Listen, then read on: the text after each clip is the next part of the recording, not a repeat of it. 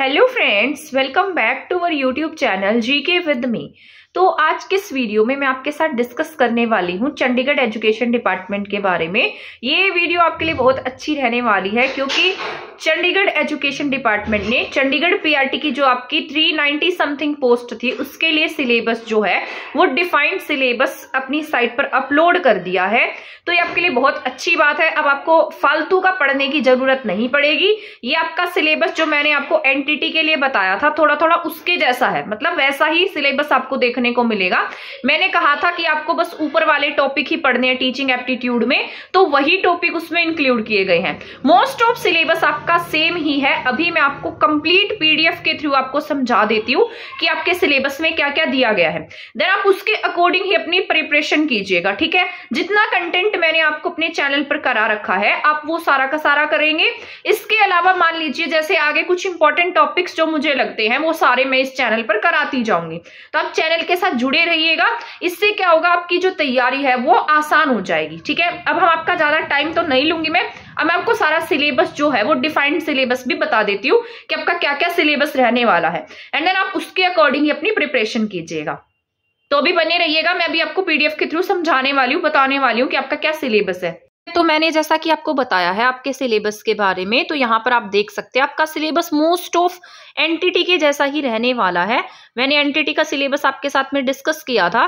Then अब हम discuss करने वाले हैं चंडीगढ़ जेबीटी का सिलेबस, ठीक है। तो यहाँ पर अगर हम जनरल अवेयरनेस की बात करते हैं तो जनरल अवेयरनेस में आपको पता है यहाँ पर आपके कुछ यहाँ पर आपके स्टैटिक क्वेश्चन के साथ साथ आपको देखने को मिलेगा करंट अफेयर, ठीक है।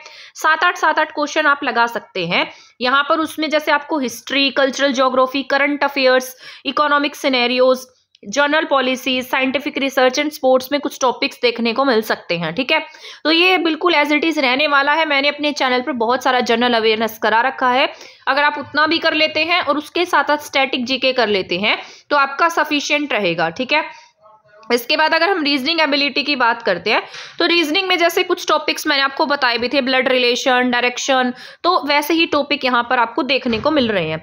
एनालॉगी है, सिलोलिज्म है, ब्लड रिलेशन का टॉपिक है, डायरेक्शन का टॉपिक है, arithmetic reasoning, visual reasoning, paper folding, unfolding, question alphabet series आपको देखने को मिलेगी।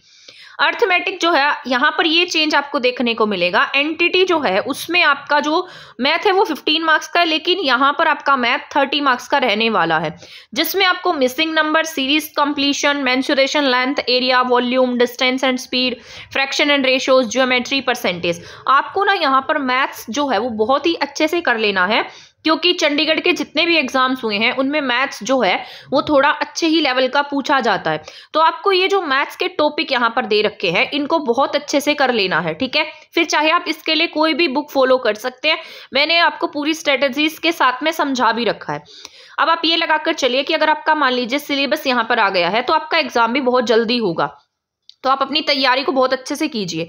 अब बात कर लेते हैं टीचिंग एप्टीट्यूड की। टीचिंग एप्टीट्यूड में मैंने आपको ये सारे के सारे क्वेश्चंस सारे टॉपिक्स करा रखे हैं और टीचिंग एप्टीट्यूड के नोट्स भी अवेलेबल हैं। अगर किसी को चाहिए है तो मैं कमेंट सेक्शन में नंबर पिन कर दूंगी, वहां पर आप मुझे व्हाट्सएप पर मैसेज करेंगे तो टीचिंग एप्टीट्यूड के ये कंप्लीट नोट्स आपको मिल जाएंगे, ठीक है। तो यहाँ पर आपको लर्निंग एनवायरनमेंट का टॉपिक करना है, इंस्ट्रक्शनल फैसिलिटीज, स्पोर्ट्स मटेरियल करना है, पेडागोजी ऑफ टीचिंग करनी है, inclusive education, digital modes like Diksha, Swayam Prabha, ICT based teaching क्या होती है, आपको नई एजुकेशन पॉलिसी बहुत अच्छे से आनी चाहिए, नेशनल करिकुलम फ्रेमवर्क आपको अच्छे से आना चाहिए। ये सारे के सारे टॉपिक्स जो हैं आपको बहुत ही अच्छे से कर लेने हैं। ये आपका 15 मार्क्स का रहेगा, तो ये आपको बहुत बढ़िया तरीके से आना चाहिए।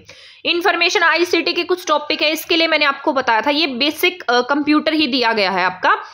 इसके लिए आप ल्यूसेंट की बुक फॉलो कर सकते हैं, बट इसके साथ साथ आपको अदर टॉपिक्स जो है जैसे यहाँ पर वेब ब्राउजर का टॉपिक है, स्प्रेडशीट्स का टॉपिक है, ठीक है, इनको थोड़ा सा और भी कर लेंगे तो वो बेहतर रहेगा। मेकिंग स्मॉल प्रेजेंटेशंस कैसे बनती है, कौन सी कीज का यूज किया जाता है, पीपीटी कैसे बनाते हैं, ये अगर आप थोड़ा सा एडवांस भी करेंगे तो आपके लिए अच्छा रहेगा। ल्यूसेंट की बुक उन सबके लिए है जिनको कंप्यूटर बिल्कुल भी नहीं आता है।